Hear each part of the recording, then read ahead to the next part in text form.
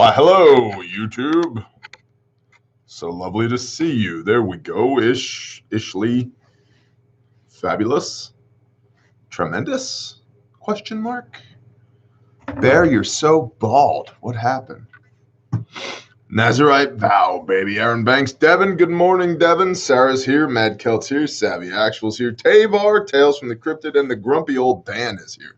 Taylor Swift is a dude. Her Adam's apple is bigger than mine. You just can't see it because her beard doesn't grow like mine does. What's up, Commando 1911? Vulgar display of gunpowder. How is everybody? Jody Whipple's here. Jody Whipple, I got your email. I owe you an email back. Please bear with me. I have slow response times these days because, yeah, busier than a one-armed paper hanger, man. What's up, Whiskey Charlie? Texan is here. Asparia Frederick, good morning. Good morning. How's everybody doing? AVT, dress shirt, what the heck? I'm in my office, baby. Patriot Plumber, good morning. Many of y'all, probably, especially y'all new people, probably had no idea that Bear even has an office. Yeah, Bear has an office. It's a pretty cool office, actually. I mean, look, it's awesome. Look. Waking the Giant shirt. See all that stuff over there? That multicam stuff, that day pack filled with medical gear, and that plate carrier right there are for the $5 and up patrons for the loot box giveaway at the end of this month. And then everything that's on this rack over here, right here, you got a day pack, you got a plate carrier, you got a ballistic helmet, you got a custom engraved tile, you got a tomahawk with the Bear logo on it. Then you got 2 full boxes full of swag and books and knives and Glock slides and all of that for the Grindstone Ministries giveaway, the fall fundraiser. So I'm not just telling you that there's a bunch of awesome stuff in there. There's a bunch of awesome stuff in there. It's very, very cool. So good morning, Diggin. Played drums for almost 90 minutes this morning. Yes, Bear also plays drums for those that don't know. I don't even know if I can. See, I got this here web camera plugged in. Let's see. Can you see over there? Ishly. This is the best production ever. What's over there? Whoa, man. Whoa. Look at all those drums over there. That's right. So, here we are. Yeah, remember to smash that like button. Thanks, Joseph. I appreciate that. Thanks, 1%er. Biddy Boo, what's up, man? Somebody stole all your hair. I needed it to make coats for all the people without coats in our neighborhood. So I just shaved my head and I wove it into a lovely bolt of fabric, and we've made a whole bunch of hair coats. I want your snare drum. I got 3 snare drums. I got an 8x14 Mapex birch that is like a gunshot. I love it. And then I've got a 5x13 maple Tama. I love it. And I've got a 5.5x14 Tama steel snare drum. I like it too. It's probably the steel snare drum is probably the most suitable for a wide variety of drumming styles. The little 5x13, I have it nice and tight, so there's an incredible amount of rebound on it. So it's great for blast beating. And then that big Mapex maple snare drum, I've got it nice and tight as well, with a couple of moon gels on it to take the ringy overtones out of it. And it just rocks for playing heavy music. That thing cuts right through, man. Mitch Morris, good morning. Looking a little less oi today. Was the Bear hair cloth tough enough to make 3A body armor? It'll take 20 millimeter rounds, man. It's very, very tough. My most fave is PHP walnut with wood rims. Nice. Nice. I'm a Tama guy. I got sold on Tama hardware way back in the day. Their stands are just bulletproof. Then I've been playing. I have an original set of Iron Cobra bass pedals from like when they first came out. And when they first came out, they were like marbled, like pebbly on the footboards to give you extra grip. Mine are perfectly polished from so much playing. They're like smooth as glass now. Oh, I wore all that stuff off with my feet. Yeah, I've been a Tama fan. I've played lots of different manufacturers of drums. Do you have the garbage can? No, I don't have the St. Anger garbage can. What a terrible snare sound. I mean, like super ringy and not a fan at all. Jay Johns, good morning. Good morning. You mean Gene Hoglan? Of course I like Gene Hoglan. Come on, man. In fact, I played some Gene Hoglan this morning, Overactive Imagination by the band Death. That is correct. I did also play, though, Lack of Comprehension, which is not by Gene Hoglan. But, yeah, I'm a big Gene Hoglan fan. Yeah, the dude's awesome. Plus, he's just out there scoring points for fat guy drummers everywhere. That guy is a phenomenal drummer. Absolutely. Great energy this morning, Bear. Thanks, Diggin. I've been up since just before 5 a.m. I've been at the office since about 5:30. And NWA Prepper, bless you, brother. Shaloha. NWA Prepper is the one that provided these tomahawks. Hold on. Rolling chair. Rolling chair. Look at that. Look at that. Boom. You ever thought to yourself, not only do I have an overwhelming urge to tomahawk somebody, I want to do it while representing the Bear Independent Bear Nation? Now you can. This is part of the Grindstone Fall Fundraiser giveaway. And there are 3 more.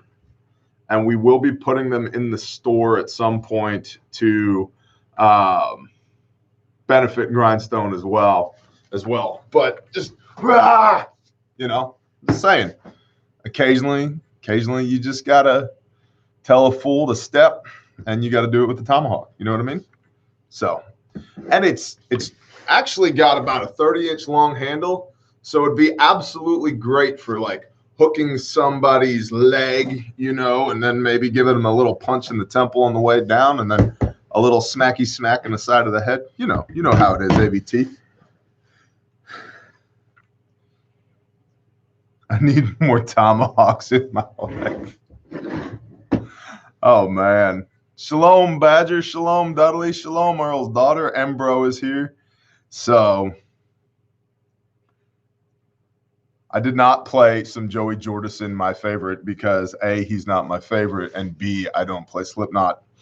I played a lot of stuff. Let's see, I played some Emperor, some At the Gates, some Death, some Immortal, some Opeth, some Shiloh Hagamnamnar, or whatever that band is called. Can you even open carry with an axe? In Oklahoma, you can, because there's like 4 laws in Oklahoma, and none of them say anything about open carrying a tomahawk. So, received my cat, Tourniquet 7. Bless you. So, it's my birthday today. So blessed to be alive. Tracy, Bear Nation, and a 1 and a 2. Happy birthday to you. Happy birthday to you. Happy birthday, dear Tracy. Happy birthday to you. And many more. There you go. Jay Johns is here. Coal Miner's daughter is here. Parakeet of Salt is here. I cooked a steak last night on my grill, the one that Jay Johns took over when he was teaching my dog to love him more than me. And I put some of the Uda Dilly from, which is a herbal infused blend of sea salt, I believe, from parakeet salt on there. Oh my goodness, it was phenomenal.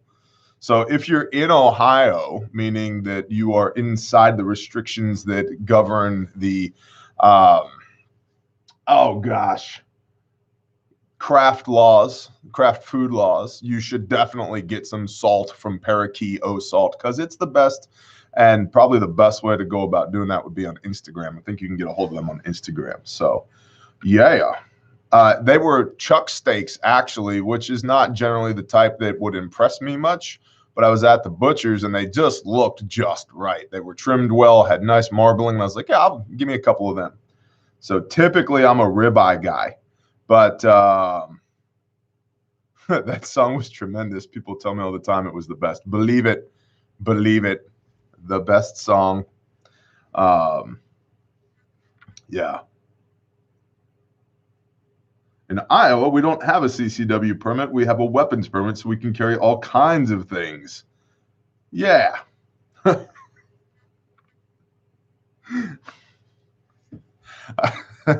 B-Mons, I like your ribeye emoji. Going to close on a place Monday. It has a wood stove and on a lake. Much better than an old trailer. Not much property, but it's the best I can do. I like that, Lakeside. That's awesome. So, Kirk yourself, out in the field trying to harvest geese for the freezer. Love what you do, brother. Good luck, Kirk yourself, man. It's the right time of year for geese, because any other time of year they potentially have parasites in their liver. But I'm sure you know that already. Number 4 shot to the dome, buddy. Nice tight choke, maybe like a 30-inch, 32-inch vent rib barrel. You got this. Earl's daughter, freedom, meow.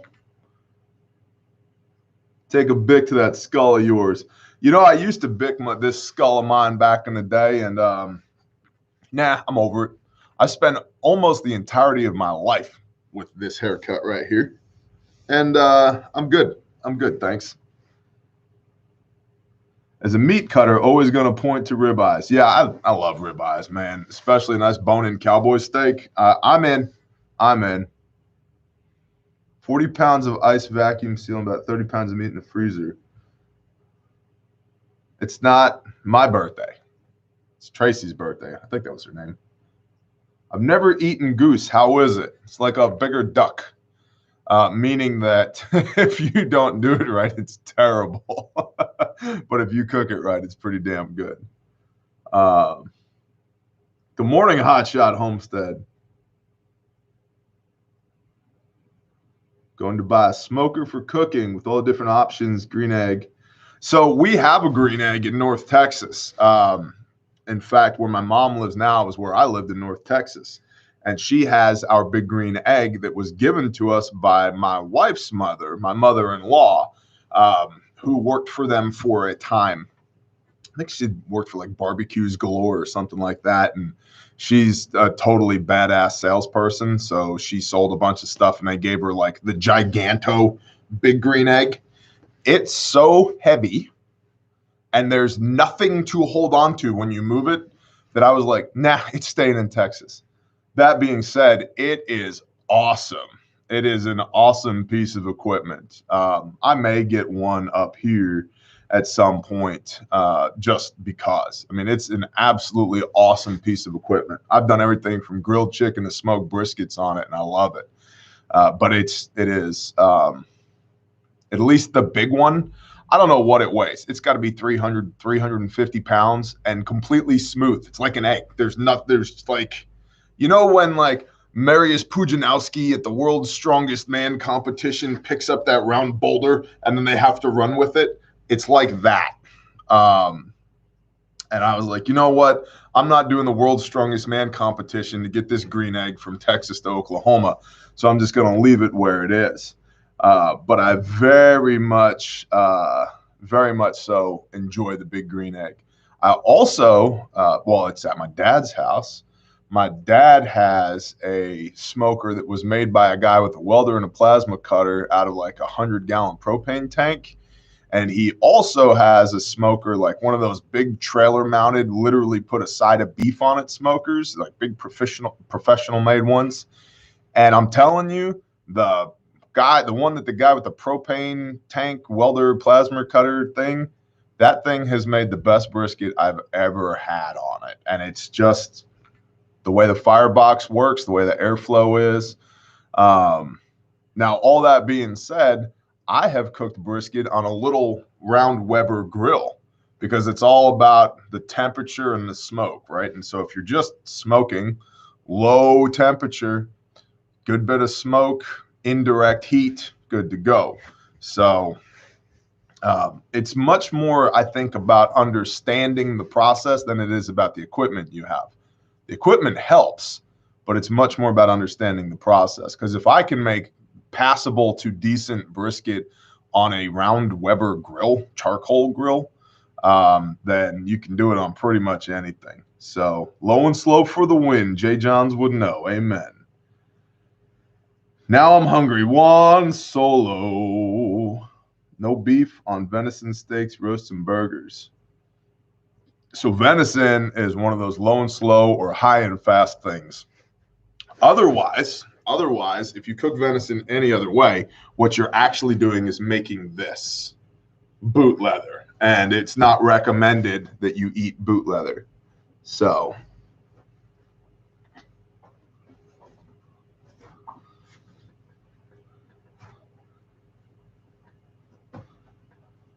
Sepultura and brisket.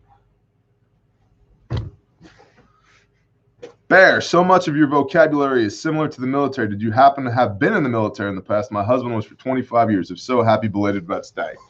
Thank you, but no. Actually, I was not. I wanted to be. But prior to 9/11, the United States Marine Corps had a different set of standards than it does now.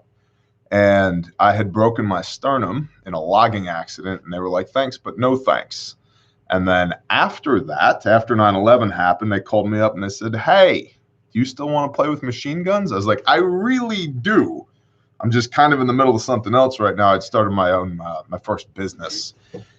And then 9/11 continued to happen and happen and happen. And GWAT, the Global War on Terror. And I ended up working as a subject matter expert for the Department of Defense on things like the national grid. So I've worked with a lot of those people. I've worked with a lot of military personnel, agencies, organizations, stuff like that.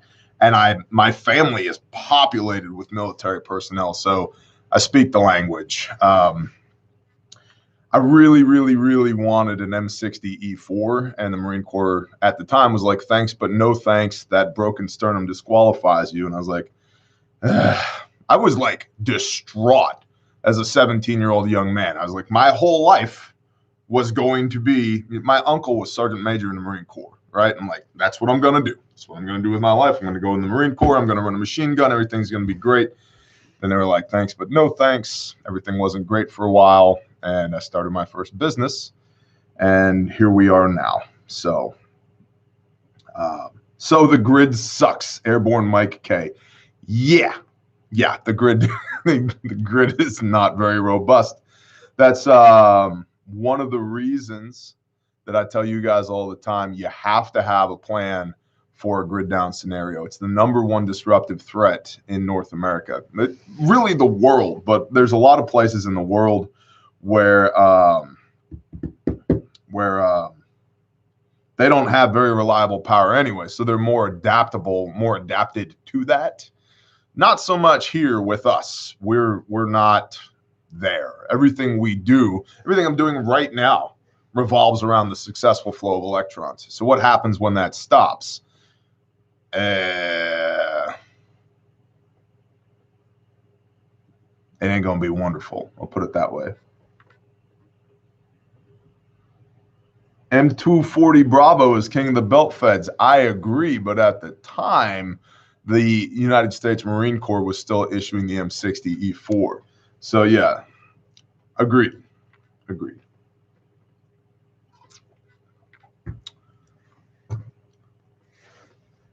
I only have enough solar for lights, charging phones, charging batteries, and comms. Not enough for fridge or heat or anything. Well, keep going, man.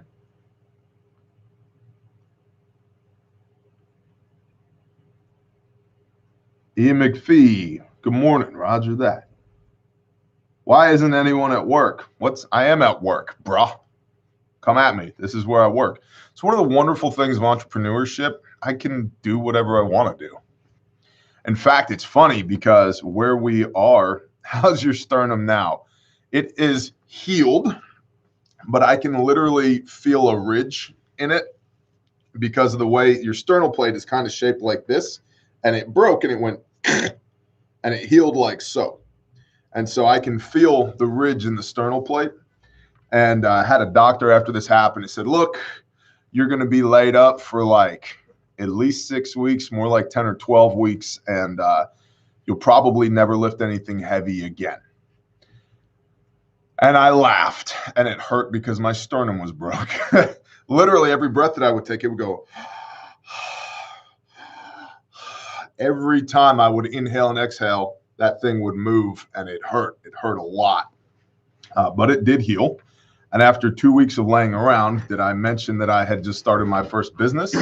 I went back to work, cutting timber, which is how I broke it in the first place. And it hurt like hell. And I would get residual pain for 2 or 3 years after that, where it would just, that kind of bone pain. And every now and then now, if I go to the gym and I do some really heavy sets on the bench press, the next day I'll get a little bit of bone pain right there, but it's not near what it used to be. And oh, by the way, I never quit lifting heavy things because this is not built for, interpretive dance, figure skating, tap dancing. Not my thing, right? Water polo, not so much. You're a madman. Yep. Yeah. Hey, well, the whole reason I started that business in the first place was I needed the revenue to feed my family. It's the reason why I have businesses now. I need the revenue to feed my family. I've just made my family bigger than my nuclear family out to people that I love. So, no, Bad Wabbit, I'm terrible at tap dancing. So, I had all my ribs pulled out of my sternum when crushed in a printing press. Ow! Yeah, that sounds terrible. You're slipping, Bear. How did you break it? That's a great question. So I was young, and I started my first business with a $200 chainsaw and a $500 pickup truck. And I had a teacher actually at school. I was going to school 1 day a week, Monday morning, and I would do all of my week's worth of work Monday morning from like 7 a.m. through noon. I'd just bang the whole week out, get all my stuff turned in. And then I would go work Monday afternoon through Saturday. I was definitely a heathen back in the day. I didn't even know what Torah was. I wasn't keeping the Sabbath at all. And then I would work on my equipment on Sunday, go back to school Monday morning, so forth and so on. And one of the teachers that I had, Mr. Law, very good guy. Imagine that. I was instructed in the law at an early age. Mr. Law said, I need a log. I would like a log, a big cherry log that I can split in half so that I can use, let's say this is a log, right? He goes, I want to split it in half down the middle, take one half and put it up on the wall as a mantle over my fireplace, and take the other half and make a coffee table out of it so that it has book matched grain. I said, well, how big of a log do you need? And it was a big cherry log, minimum of 9 foot long, preferably 10 foot long. And he said, as big as you can get it. The bigger you can get it, the better. Okay. Well, I found this tree. It was on the back side of my property that was a black cherry. Almost no taper. The butt end of the log was 30 inches in diameter. The other end, the top end, was 28 inches in diameter, over 10 feet. I cut it 10'4", I believe. And what I was doing was I cut it and it fell, and I had no heavy equipment. And so I backed the pickup truck up to about where I thought it needed to be. And I was going to pick the log up and flip it over into the back of the truck, which I had done before on several other occasions with much smaller logs. And so I got this log and I got underneath it and I got my fingertips on it. I picked it up. I got it to right here and I was bouncing with it. And then I went, ugh, and I was pushing like this to flip it over into the back of the truck. And as I was pushing, my pecs exerted so much pressure on my sternum that the sternal plate snapped. I broke my own sternum. And it felt like somebody shot me in the chest. I dropped the log, immediately had trouble breathing, didn't know what was going on. I had my my little sister, of all people, was with me in the woods logging with me because I needed an extra set of hands and I couldn't afford to pay anybody. So we hopped in the truck and hauled ass to the nearest local, like, quick ER kind of, clinic place. And it was I got there 2 minutes before they were supposed to close. And they were already closing. And I was banging on the door, "Let me in." And then they're like, "Oh my God, what is going on out there?" This Indian dude comes to the door, and I tell him what had happened, having a lot of trouble breathing the whole nine. And he starts taking x-rays, and he goes, "Look, man, I read about this in a book one time, but I've never seen anything like this in my life. If you want to go up to the hospital, go up to the hospital, but there's nothing that can be done for this. All that they're going to tell you to do is don't move, rest. It's going to take 2, 3, 4 months to heal. And then even then, you can't lift anything heavy again." I was like, "Look at me, dude. What do you think I was made for? Lifting heavy things is why I was created. I'm not a little person." And he said, "Well, that's my advice to you." I said, "Copy that." So that's how I broke it. And it felt great, man. It just felt great. No, it was horrendous. It sucked. One time I was climbing a tree and I was being stupid.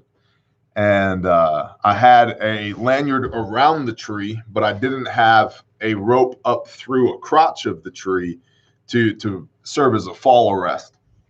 And I stepped up. I had my left foot in, my left hook in. I stepped up with my right foot. And as I stepped up with my right foot, my left hook cut out.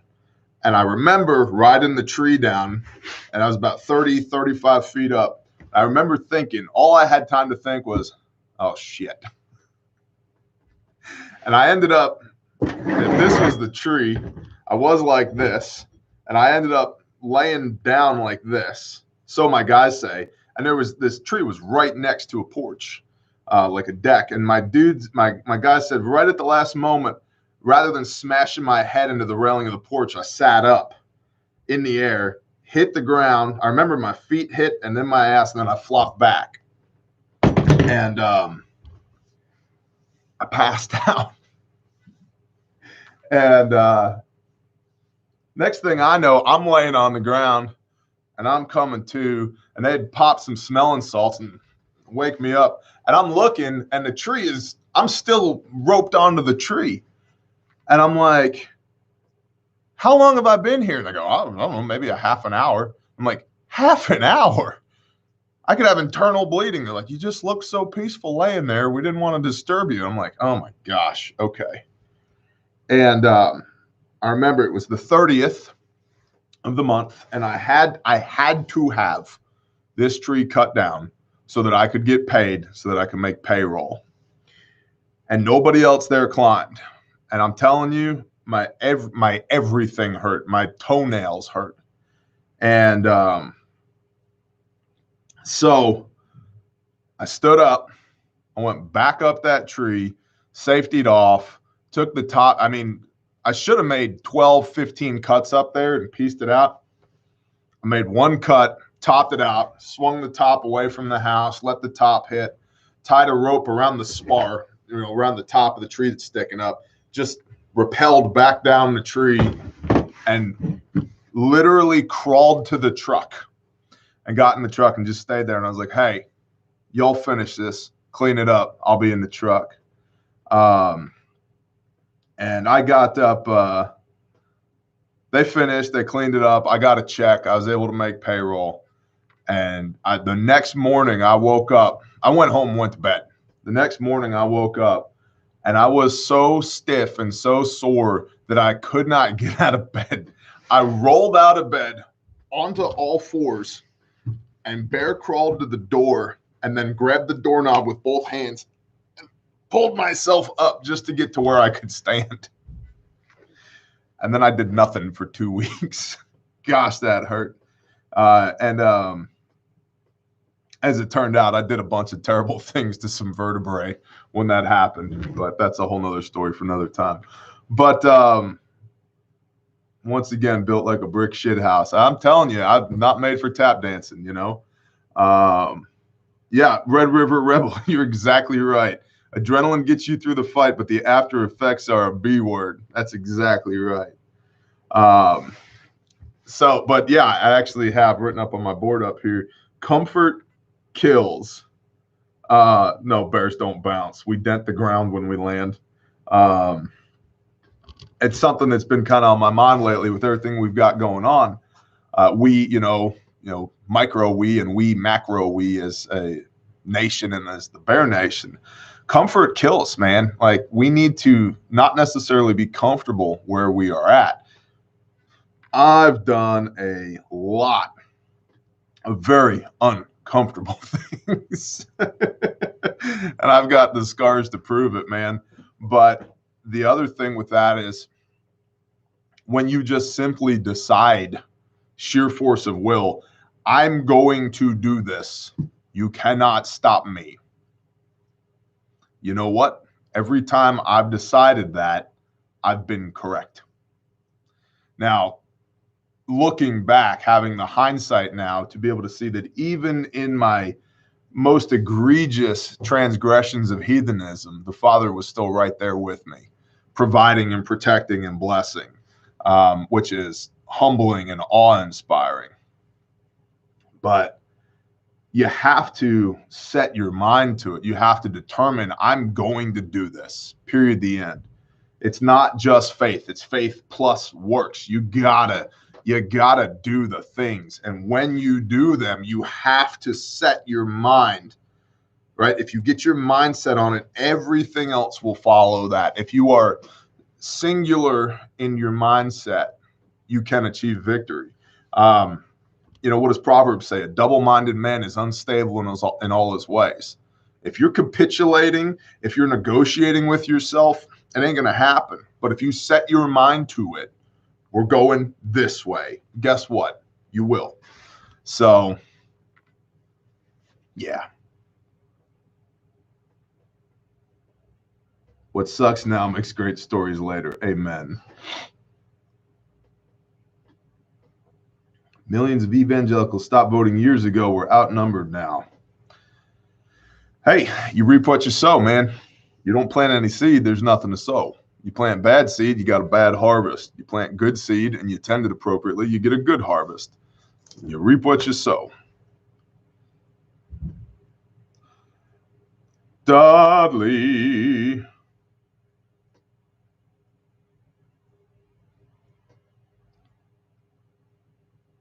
Work on a drill rig, fell 15-foot, broke leg, busted nuts, almost immaculate. I had a car T-bone me. Wow. Hey, Bear, what is the threat matrix of late?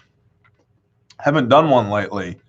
I'm going to say that we have a high likelihood for civil unrest in the near future. We have a strong possibility of increased tyranny if one particular presidential candidate actually becomes the president-elect. I'm going to say that supply chain logistics will be tightened up because of that as well, because the reemergence of COVID 2.0 and COVID 2021, which is going to make things tighten up quite a bit. We already know that Rome is burning. Economic crisis is going to go hand in hand with this one particular presidential candidate possibly winning. Food shortage also as well. I don't believe the FDA's food numbers. A lot of farmers have been saying that what the FDA is saying and what they're experiencing are not the same things as well. But globally, you have a lot of countries right now that are just buying up grain left and right. War, I think we do have a war coming. We've talked about this before. I think if Joseph Robinette Biden Jr. is the winner of this presidential election, we will maintain our ties with China and potentially have wars with Russia. I think if Donald Trump is the winner, then we will maintain our relative détente with Russia and potentially have a war with China. And disinformation is rampant. We know this. The media sucks. Social media sucks. It's everywhere. So if I had to pick some squares, I would say I would definitely put a check in civilian and system civil unrest.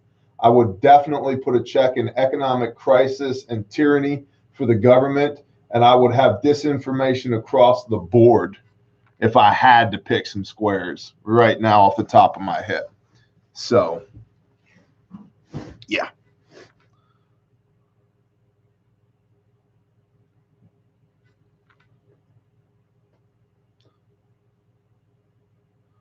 Truckers will keep rolling. A body at rest will stay at rest. Exactly. Forget fancy firearms, get in shape. Yep, I agree. Bought 30 acres, was used to grow corn. Hey, last couple of years, should I do anything to prepare the ground to prepare it for when I move there?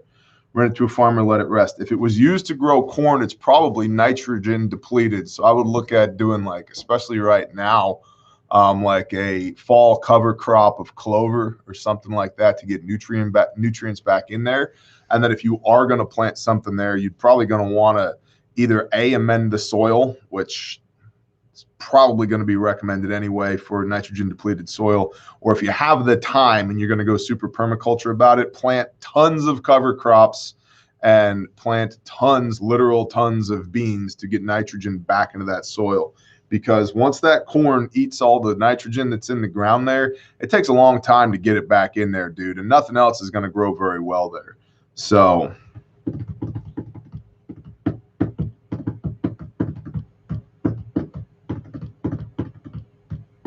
Justin Keenan, bless you. Thanks, Boston Bulldog. Food shortages are already happening everywhere. What's going on, Rob the Sparky? Sparky. This is Sparky. Sorry. Too much coffee and drumming this morning. Hey, the vacuum seal is popped on this. You guys want to see what's in it?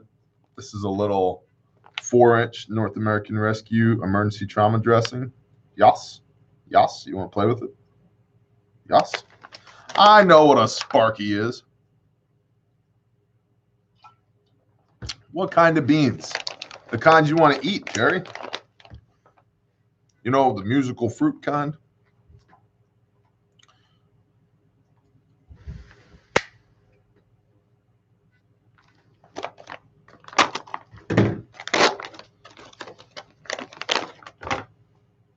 Other side towards wound. Okay. This is just basically a 4-inch version of their 6-inch version. So one of the reasons I love North American Rescue is they have lots of hook and loop in their product. For example, see right there, most of the other manufacturers of things like this, when you let go of this, like let's say this was all rolled up like so, we let go of this, it just rolls away from you. And now you got 15 foot of this stuff laying around all over the place, which makes it very hard to apply this. Well, they don't do that. So because it stays like that, you can really get a good pull on this and apply a lot of pressure to it. And then they also have this Velcro hook and loop closure right there that this thing gets started with. And on the end of it, see, they've got this intermittent, there it is, intermittent loop on there, or hook rather, that keeps it together. Unless you're a moron like that and you launch it across the room because you made a slingshot out of it. And then to close it, they have a big patch of loop on the end. So when you get done wrapping this around, you can put the loop down and then take your time with your C-clips to fix this thing on there, rather than a lot of other manufacturers that don't have that intermittent loop in there. It makes it kind of difficult to apply the pressure dressing or to really get a lot of pressure on it. It's one of the reasons I love North American Rescue, because it's little things like that. Can you use an Israeli wound dressing? Of course, I have lots of them. But for a couple bucks more, when it comes to actually applying something like this, I prefer the North American Rescue, because putting the damn thing on is what matters. It's not, if I save $2 a piece, that's great. But if in the time of need, I can't actually use the thing because it's a pain in the ass to use it. Why does it matter if I save $2? You know, it's like, well, you can get those, you know, cheap tourniquets 3 for $15 from China. Cool. Well, when the damn windlass snaps when you're trying to save your buddy's life, does it matter? I got a great deal on it.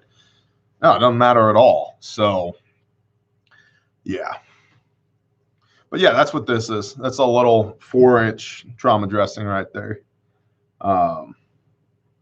My daughter is a nurse and said that your products are worth it, getting what you pay for. Could you go over the kits again? I could, except that, believe it or not, I don't have many kits here to go over at the moment. I do have a, so this is part of the Grindstone Ministries Fall Fundraiser right here. This is a Cub Kit Pro. And, you know, this is perhaps the most comprehensive, most affordable kit that we have. And, yeah, you can find these in the store at Bear Independent. So you got your turd right here, which is your tactical utility retention device that's holding your Gen 7 cat tourniquet on the side, so you can get right at it if you need to. Got a little Sharpie on this side. You got your 7 1/4-inch North American Rescue shears on the front here. You pop this little clippy-do like that. And interestingly enough, you know, you can molly this onto your headrest, to your face, to your rucksack, to your war belt, whatever, right? Pop this open. And then in here, we have a whole bunch of things. So down on the bottom, we got a SWAT T tourniquet. We have an emergency blanket, which is, here's a good pointer. Why do we have these? What's the value in having one of these? Well, it's much easier to keep a body warm than it is to reheat a body. Blood loss cools the body. Blood loss is what is supplying the oxygenation to the brain, to the internal organs. You know, you need that oxygen. If you get oxygen depleted, it doesn't go well for you. If you get oxygen depleted enough, you die. Okay. So and also for every 1 degree of body temperature loss, the clotting ability of the blood halves, which means if you have severe bleeding where you're trying to create a clot or apply direct pressure or stop the flow of blood with the tourniquet or anything like that, you don't want cold bodies. You don't want somebody just laying on a cold concrete floor bleeding out, because as the blood flows out, the body cools. The more the body cools, the more the blood flows out, because the half-life of the clotting is essentially you're losing your clotting ability, half of your clotting ability for every degree that the body temperature drops. And then it's much easier to keep a body warm than it is to rewarm a body to prevent shock. So a little, you know, a couple of dollars on something like this, it seems like a throwaway. Why would I have one of those? But actually in trauma medicine, these are legitimate lifesavers. So, and then also back here on the bottom, you've got your whoa shears, simmer down shears. You've got your, this is a 4-inch, it's like this thing right here, except it's packaged in such a way that it's flat, which is cool. So that's a fold flat 4-inch emergency trauma dressing that fits down here in El Bottomo. And, you know, actually we're going to talk some theory about this as well when we get done. You got gloves here, because if it's wet and not yours, don't touch it. You got duct tape here because it sticks to everything, including blood, sweat, and tears. You have your quick clot right here, quick clot rolled gauze, which is for wound packing. And we're going to use that in conjunction with our pressure dressing. In a moment, we'll talk about that. And then in the back here, we have a couple of 5x9 gauze pads. I like 5x9s because they're big. If I need small gauze, I have time. If I need big gauze, I don't have time. So if I need to make this into smaller gauze, I can take my shears and make it into smaller gauze. I have time. Small gauze means we don't have severe bleeding. And these kits are essentially built around severe bleeding. Big gauze means we don't have time, which means I'm not going to waste my time with a bunch of small gauze. Just give me a couple of 5x9s. Additionally, when you have these 5x9s, if you had to, you can use this 5x9 with the SWAT T to create an additional pressure dressing. So that's cool. And you can also use, and I like including these with the high fins, because even though the high fins, the chest seals, have stuff on them that is super sticky, tacky, designed to stick to anything, and they come with a little piece of gauze when you rip them open, there's a little piece of gauze in there. Even still, sometimes it's easier to just, okay? So that's why I have these 5x9s in every kit that we sell. Then you got a couple of compact chest seals in here. Occlusive dressings. Yes, you can manufacture these from anything. A Ziploc bag and duct tape will do it. This packaging and duct tape will do it. This packaging and duct tape will do it. So if you needed more occlusive dressings for chest wounds, you have duct tape, and yet this will do it. Right? You just want to cover that up. But this is purpose built for that. And as you can see on the back here, they're very simple to use. You take the included gauze, you wipe the blood away from the bullet hole, you peel the thing back, you slap it over the hole, and then occasionally, about every 10 minutes or so, you're going to burp this, which is one of the things that we cover in our trauma classes that we teach. Which, by the way, there's still plenty of openings left for December 6th in Jenks, Oklahoma, the 8-hour class, which is a very tactically badass class. And then you got a nose noodle right here with the Surgilube, and about the best way to use that Surgilube to pre-lube this thing is tear the top of this open, squirt the lube into the package, and then do this with it, and then insert the airway. So if you wanted to get into what's called the March algorithm, M-A-R-C-H, which is massive bleeding, airway, I can never remember the freaking R. Airway, respiratory, thank you. And C is circulation, H is head injuries, and then the E on the end is everything else. So what this kit and most of our kits is designed to do is that for our massive bleeding, right, arterial bleeds in our extremities, we have a cat tourniquet. It's like combat proven, the best tourniquet on the freaking market. We got a cat tourniquet, and we have an additional SWAT T as well. So we got actually 2 tourniquets in this kit right here for arterial bleeds away from the body where we can apply a tourniquet. We have for wound packing in our junctional areas, our shoulders, our neck, our pelvic girdle, our hip area, all of that. For wound packing, we have quick clot, impregnated gauze. Quick clot, it's quick clot, not instant clot. So it takes your clotting time from about 10 minutes with just applying pressure to about 3 minutes in conjunction with a pressure dressing like so. So for junctional areas for severe bleeding, we have the quick clot as well as this, fold flat compression bandage back here as well. So that's our M for massive bleeding. Our airway, we have literally an airway, a nasal pharyngeal airway back here so that we can maintain an airway. For respiratory, we have our chest seals. This kit does not come with a decompression needle. If you want a decompression needle, you have to get our flagship line, either the Barefac or the bare minimum. But for respiratory in this kit, we have our chest seals. For our C, which is our circulation, we have our blanket right here, which we just talked about, why we want to keep that blood in the body and keep the body warm. Head injuries are the type of things where we're going to essentially be monitoring the casualty. You don't want to see clear fluid running out of the nose. And this kit is not necessarily designed to deal with head injuries, but some of our other kits are.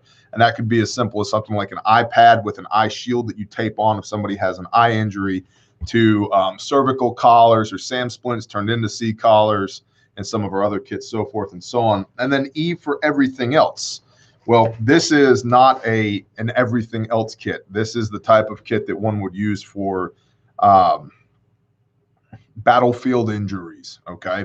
And so an uncontrolled bleeding is the #1 cause of preventable death, believe it or not. So, and I don't know where my chat went. I lost my chat, yo. Donde está el chato? //YouTube.com. Go over here. Hey, there it is. I can see the guy now. It's loading. So that's the Cub Kit Pro. The Cub Kit is available with the Cub Kit comes without the cat tourniquet and the shears, but it has everything else is listed. The Cub Kit Pro is what I just showed you, and it's a very comprehensive, affordable kit that is adequate for, you know, a teenager's backpack to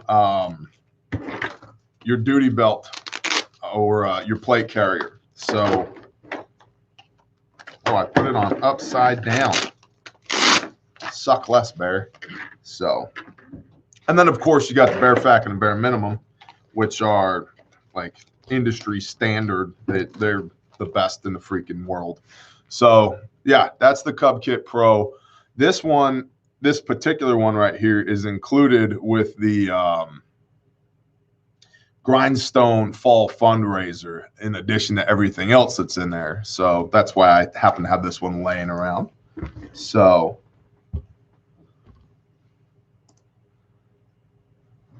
there you go. Whoever asked, Bear, can you go over your kits again?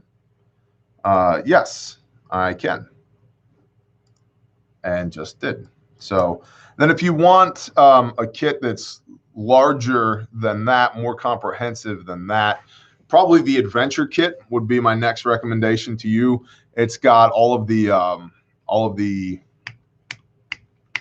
trauma medicine stuff that we just showed, as well as a bunch of boo-boos, you know, provision for broken bones, burns, OTC meds, dehydration, stuff like that. So is there a shelf life on the internals of the kit? No. The manufacturers like to say that everything in there is rated for 5 years.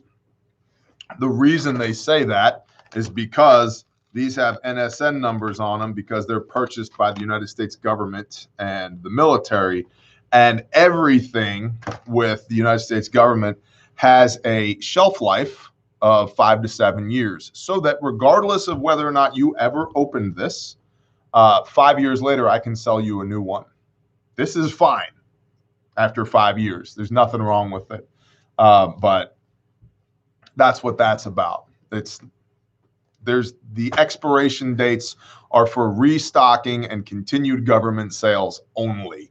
So that this kit could sit on a shelf for 4 decades, and when you need it, take it apart and use it. So now, and also I would advocate strongly that anytime you get a tourniquet from us, take the tourniquet out of the packaging and stage it appropriately. We keep them packaged like this so that you know that you're getting a brand new tourniquet, but this is not how your tourniquet should be riding around. It needs to be staged appropriately, and this is not staged appropriately. So, but we do that so that you know you're getting a new product. So everything has a shelf life of 5 to 7 years, save the government itself. That's funny. Donde está la biblioteca? It's up the road, I think. May need to dig up some scratch to get some kits. Awesome. If you have a health savings account or a flexible spending account, you can use that as well at our website. Just don't get get the first aid kits and the first aid components. All of the kits and components, you can use your FSA or your HSA. But if you added like a bear mug to it, they're going to kick that back out, because believe it or not, this is not life-saving equipment. So although one could argue it's a coffee cup, so it's very much so life-saving equipment. But my point is, don't put all your swag in with your order for your medical stuff that you're trying to use your HSA or your FSA for. Just keep it medical stuff, and it'll go just fine. It'll go through just fine. Or a faith group. There is grant money for you to both train you and to equip you. Let me repeat that. If you are part of a department, an agency, an organization, or a faith group, including schools. So I'm talking schools, churches, firefighters, police departments, sheriff offices, emergency management teams, all of those. There is existing grant money that we have access to right now that we can train you and equip you at no cost to you. And these are private grants. They're not federal grants or state grants. They're private grants that exist to make sure that our first responders out there and our teachers and our ministry workers and people of faith are getting trained up to deal with this, unfortunately, increasingly chaotic world. So if you fall in one of those categories, email us at sales@bearindependent.com, sales@bearindependent.com, and we will get you hooked up with our grant writing team, and we will make sure you get the equipment and training that you need at no cost to you. So yeah, there's the cool story right there. My main window over here, I lost my chat and I'm not smart enough to find it again. So, but in my secondary window over here, I can see the chat. Coffee is life-saving. Bear, what do you think of Israeli bandages? I like them. They're good. They're not as good as these, but I like them. They're good.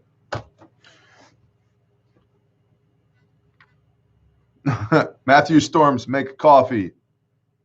Can I practice with my cat but still use it if needed? Yes. Should you? The manufacturer. So listen, the blue cat tourniquets are the same exact product as the orange and the black cat tourniquets from North American Rescue. The blue ones are just designated as trainers, but they're the exact same thing. Our head instructor, Eric, at Refuge Training has had the same practice tourniquets for the last 10 years, and he uses them every damn day, and they're fine. So the idea that, at least with the cat tourniquet, that if you use it too many times in practice that it'll break when you need it is, I would say, unfounded. That being said, I would at some point consider getting a blue trainer tourniquet for $30. If you're going to be using it that much, and you should get a blue trainer tourniquet for $30 because everybody just got shot in their left arm. Go.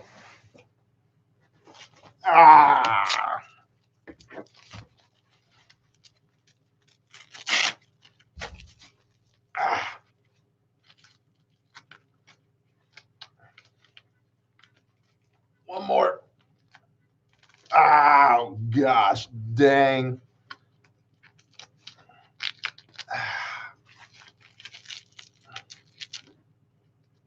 All right.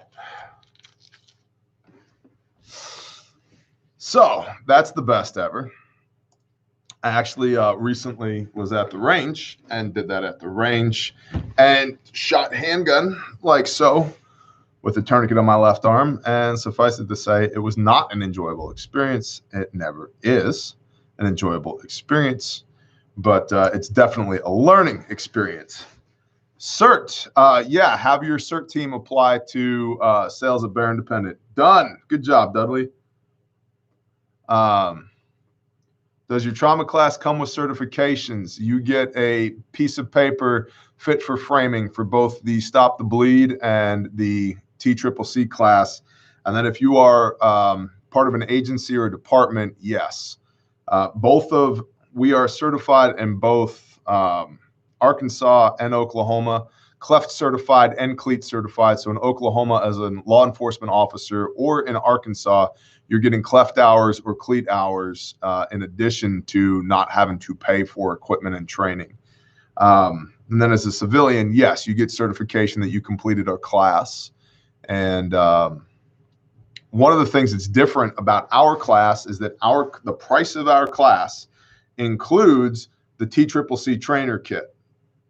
Most other classes, yes, they thanks. I was just writing this and just got shot. You're welcome, Coach Scott. You're welcome.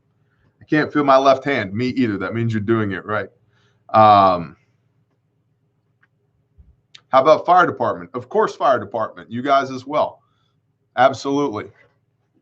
And we have access to some cool fire and EMS gear as well. Like we have a whole group of products that are for public safety only that civilians don't get to play with, which is very cool.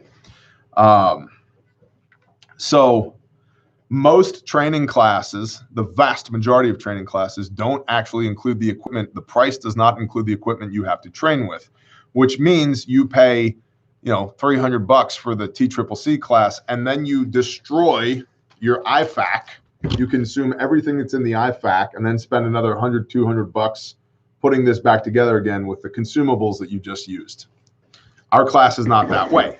It includes the TCCC trainer kit, which you retain at the end of the class, which means you now have a TCCC trainer kit, which means you can now go into your home, your school, your church, your small business, your mag, your team, your tribe, and teach other people the life-saving skills that you just learned and continue to practice them yourself.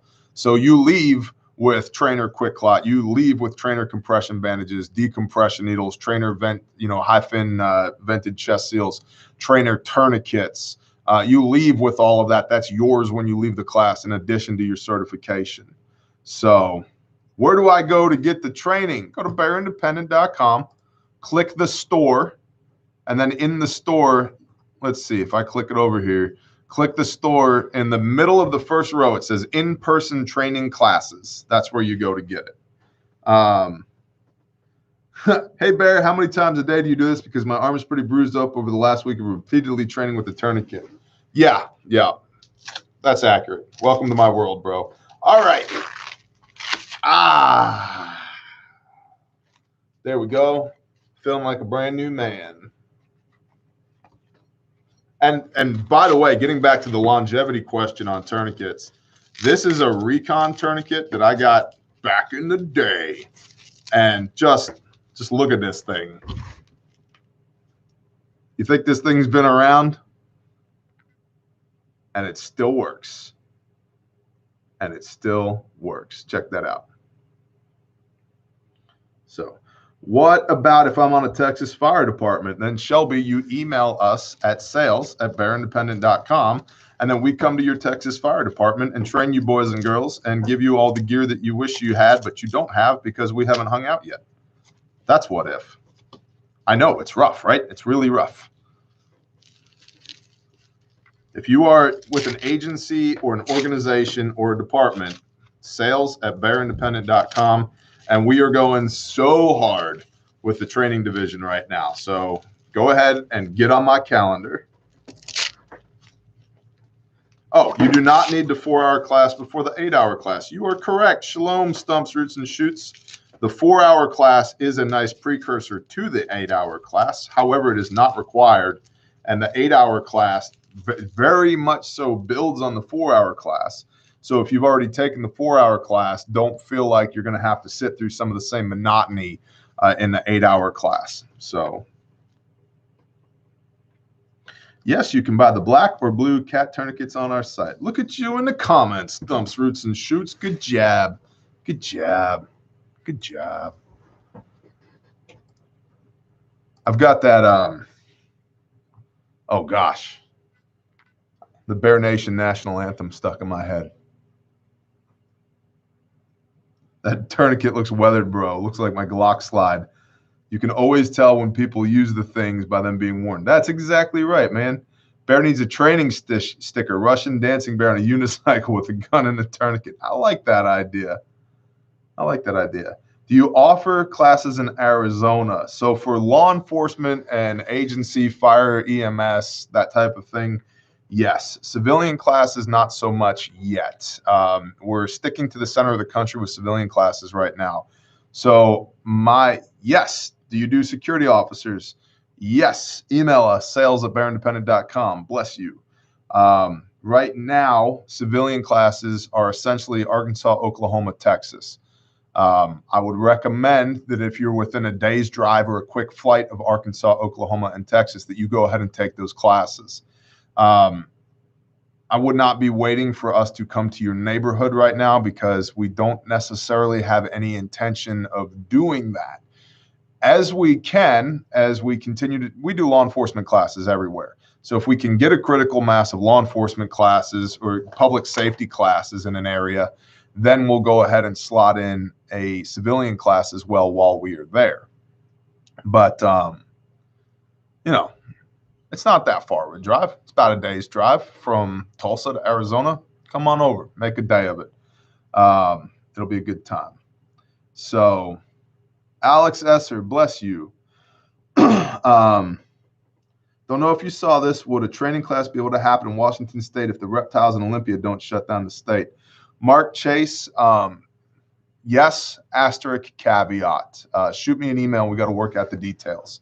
Because, see, that's another thing. If we come to that area of the country, we're going to do, 4 to 6 trainings while we're there to amortize out the cost of travel and lodging rather than have it be on one class. It needs to be spread around multiple classes in order for it to make sense from a business standpoint to do it. So is it possible to do it individually? If you'd like to do it individually, you have to come to one of the scheduled classes that we already have going on. For example, Jenks, Oklahoma, you can sign up as an individual. All of the civilian classes, you can sign up as an individual. Are you doing any classes with Taborosaurus Rex? None currently scheduled, although I think we're both open to that idea. Not that I would speak for him, but I think that that would be a good fit. No South Boston. No, I'm good. It's been a while since I've been up to Framingham, getting pissed sitting there on the pike. I'm all right. Do you have time to go over stomp bags? I don't have time to go over stomp bags right now because while I'm enjoying this, I don't necessarily want this to be the medical show, unless you guys want it to be the medical show. But a stomp bag is a SEAL team operational medical pack. Our stomp bags actually exceed what the United States Naval Special Warfare is issuing to SEAL medics. So there's more in our bag than what they get. And it's essentially a hospital on your back. It is designed for essentially what you're looking at here is above and beyond combat lifesaver capabilities. So you're talking tactical field medicine in austere environments. There's instrumentation in there. There's the ability to deal with broken bones in there, burns, wound care, traumatic injuries, the ability to run fluids, to transport casualties. The stomp bag makes provision for all of that. And it's designed to work for a squad of guys, 12 to 14 people, operating in a hostile environment. So that's what the stomp bag is, and it's badass. Aaron, CS 1979, silver linings go to Intel at bearindependent.com. Special Operations Medical Handbook. Mom wants a stomp bag so bad.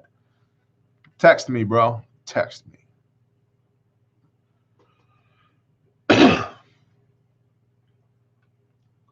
Would love to hear more about your farming game. I'm a regen farmer in Canada. Love hearing people talk about the prepping farm ideas. So we have goats and sheep and turkeys and chickens and guineas and soon-to-be zebu cows and 5 different garden plots and an area for row cropping that may one day become an area for a greenhouse instead. Our soil is very nitrogen depleted, and so we're doing what we can to rectify that situation. Our gardens, when tended appropriately, produce a good amount of food, but we also very much so see agriculture as being the ultimate goal, with the stopgap measure being food storage. So we would like to be able to produce at least as much food as we consume at some point. And the fact of the matter is, in order for that to happen, we have to spend even more time with agriculture than we are right now, because you reap what you sow. The more you put into it, the more you get out of it. And especially right now, we've not put that much into it. Springtime, yes. Summer and fall, no. And so we had decent springtime harvests, but certainly not enough to feed ourselves. But the goal would be this coming spring to work towards that while continuing to expand our flocks and our herds. Plus, because of the way that we eat what we eat, we like the A, the independence from the grid, and B, the whole reason I got sheep anyway was to keep high holy days. So, and it turns out they're delicious. So I enjoy eating them. I really like eating our turkeys. So, yeah.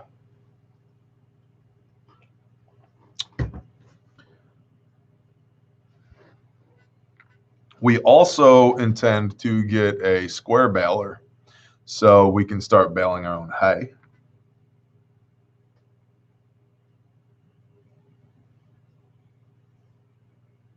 Yes, Mark C., you are correct. We would need dump truck loads of it, though. 7137. Hey, Bear, I need help building. I'm beyond the rafters. Welcome to my world. Cornfed, good morning. Freight car Mark. Bad Wabbit. Mitch is here. Fixed bayonets. Northeast Prepper. Would you even contemplate coming to the Northeast? Let's say northern New Hampshire, Maine. We're not there yet. Maybe be first quarter, second quarter, 2021, depending on politically what's going on around the world. I won't go anywhere where this makes me a felon. Won't do it. So that's kind of a deal breaker. Ohio, yes, very much probable. Very much probable. The best English, believe it. Ohio is very, I've seen Georgia 100 times, Matthew Brady. I don't have an answer yet. Ohio is very likely, though, as is Pennsylvania. You know, but at the trainings we did in North Texas, and I realize not everybody can do this, but we had a young couple that drove from New Hampshire to Texas to attend the class. So I get it. Not everybody can do that, but it was very cool that they did. So we are working in that direction. But my advice always right now, especially on the civilian side, is if there is a civilian class that you can get to within a day's drive or a quick plane flight, go to that one, because I don't know when we will have more civilian classes. The fact of the matter is, Refuge Training's business model is built around partnering with departments, agencies, and organizations. When we can do a civilian class, we will do a civilian class, but it's not the primary focus of what we do because they're much more difficult to do, honestly. We have to, there's a lot more logistics to go into it. The way that they're funded is trickier for me because we sell them one class at a time, when the way that revenue kind of trickles in means that I'm absorbing a lot of the upfront costs in order to hopefully be able to put on a class that hopefully people will come to and hopefully they will enjoy it. And hopefully they will learn something. And it's much more difficult to do an a la carte, one person per sale, internet retail, website based, sell the thing, arrange the live class for a civilian market than it is to roll up to Tulsa PD and train 800 officers.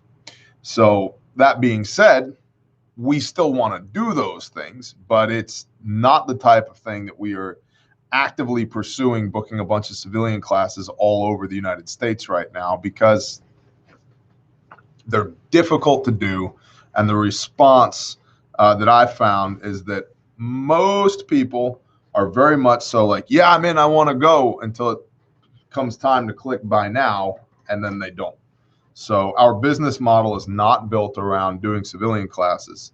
However, I very much so see the value in doing the civilian classes. That's why we're going to continue to do them. So plan on stopping by Nebraska, Western Iowa, Kansas City. Not at this time, no. The trainings that I'm planning on doing are the ones that are on the website, and the one that is on the website right now is in Jenks, Oklahoma. So my department won't even pay for body armor. Daniel Sampson, get at me. sales@bearindependent.com. Let's see if we can fix that.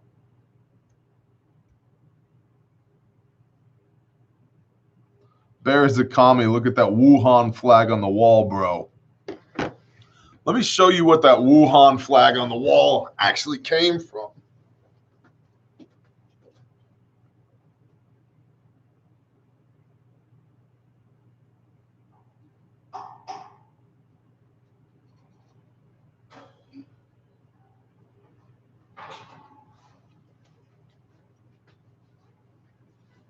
Boom.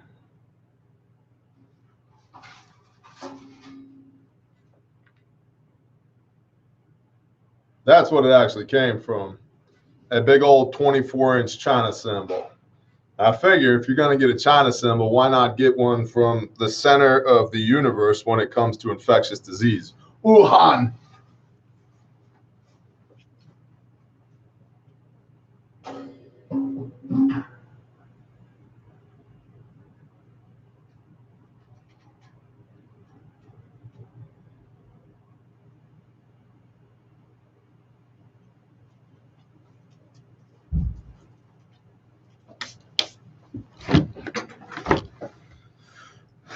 Tremendous, the best. So actually, yeah, they're very affordable symbols, but I actually really like the sound of their large chinas. The smaller chinas are a bit more choked out and cheap sounding, but their big ones are just incredibly aggressive, which I'm a fan of. It's called a China trash symbol. No, it's called a China symbol, Ray. You call it whatever you want. It's a China symbol.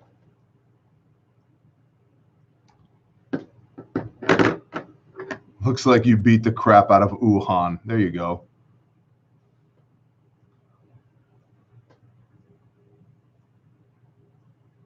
Audix mics.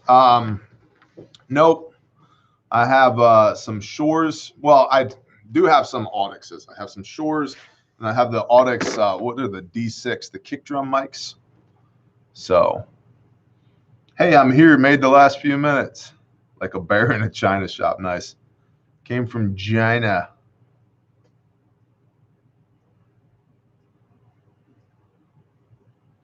Super late, but made it. Awesome. Holy cow, it's almost 10 a.m. I bet you I have a bunch of text messages from people. I do, and a missed phone call. Who tried to call me? Weird.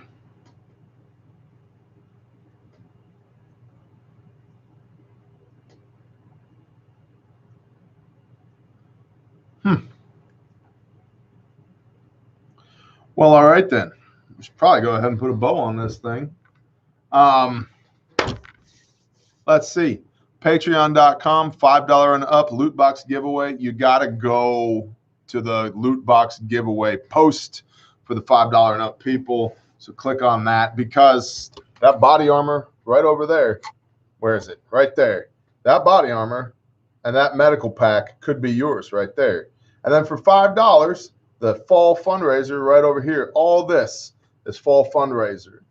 Ballistic helmet, body armor, custom Glock slides, 3-day pack, this medical kit right here, swag bag from Sanctified Supply Co., awesome radios from Amendment 1 Preparedness, a bunch of coffee from disastercoffee.com, some bear swag from me. There's a lot of really cool stuff in there. So you can go to Grindstone Ministries and check out the fall fundraiser at Grindstone Ministries. You can buy a $5 ticket, $42,005 tickets, whatever you like. That helps us do what we do, which is rescue and rehabilitate victims of human trafficking and sex crimes, which is gross. We hate it. It's of the enemy, and we want to murder it with Viking axes with bear logos on them, which just happen to be part of the fall fundraiser. So check that out, please. Drink your coffee from disastercoffee.com. Talk to all your friends in your basements, on radios from amendment1preparedness.com, and go ahead and put on a Stay Humble and Kind shirt from sanctifiedsupplyco.com, because we all need the reminders every day, always, to stay humble and kind, myself included. So with that, let's quickly talk to the Father.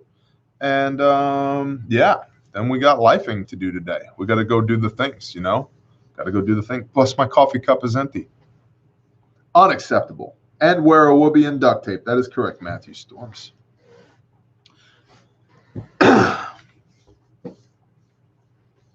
Father Yah, thank you for an awesome day. Thank you for an awesome morning and for this time. And we just ordain it to you that it would be used for your glory, Father.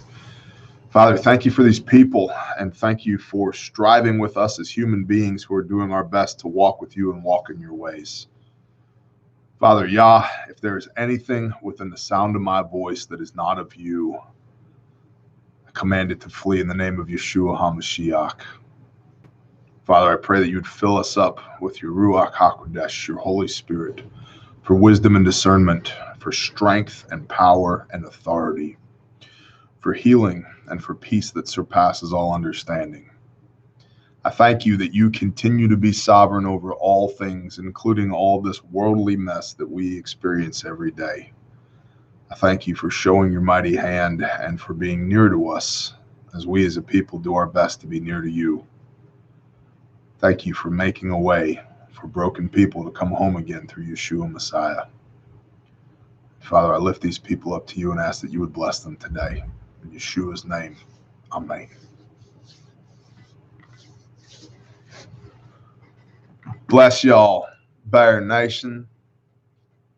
Have a wonderful day. Let's see. It's Thursday. So it's Thursday, right? It's Thursday. Yeah, it's Thursday. So I'll see the upper tier patrons on Patreon tonight for Thirsty Thursday. Shalom, y'all. See you soon.